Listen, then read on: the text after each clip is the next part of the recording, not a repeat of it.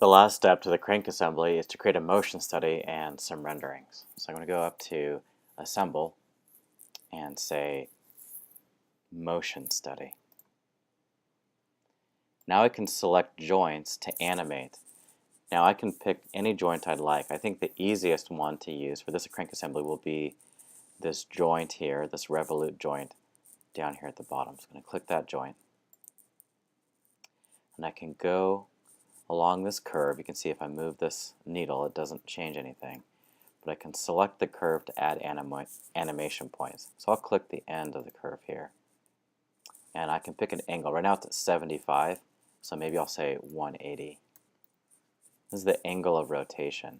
So I hit enter, and now that's added 180, and I can hit play to watch that guy spin around. And I can edit these points from the beginning. Where does this start? At the first point, I might want to change. It starts at 70. I can have it rotate down to 20 if I'd like. And watch, it's going to go back and forth there. So you can play with that a little bit. You can do negative numbers as well. So I could do negative 180.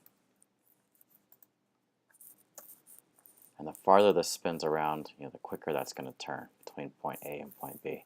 Once I'm happy with that, I can click it on a loop and watch that go. And I can say OK. Next step is to go and render, and to do that it's going to require me to save. So I can go ahead and save.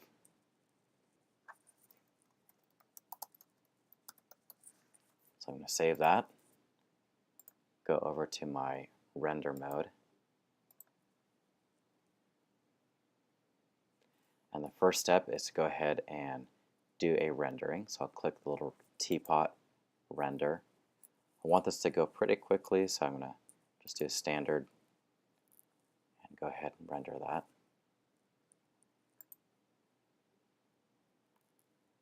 So that's going to start a cloud rendering.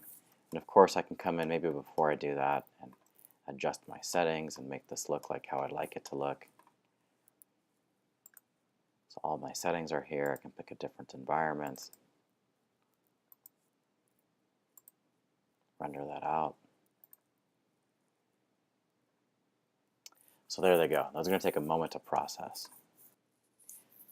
To make a video of this animation, this assembly, I have to have two things in place. That motion study, which we completed, that drives the joints by degrees of rotation, and a completed cloud rendering.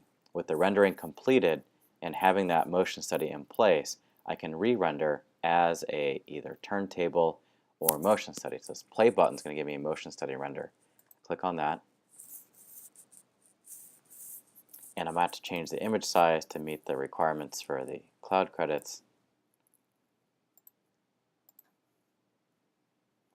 So there it goes. It's going to take 12 cloud credits, and it's going to create a motion study. And I'll hit render.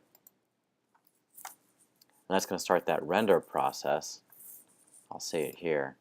If I click that little number, here is the rendering for this motion study. And what that has to do is it has to do a rendering as it goes along as the handle turns to create a video. And once this rendering is going to take a moment to go through and create this rendering, create this movie. Once that's done, I can click the download button and save that movie off.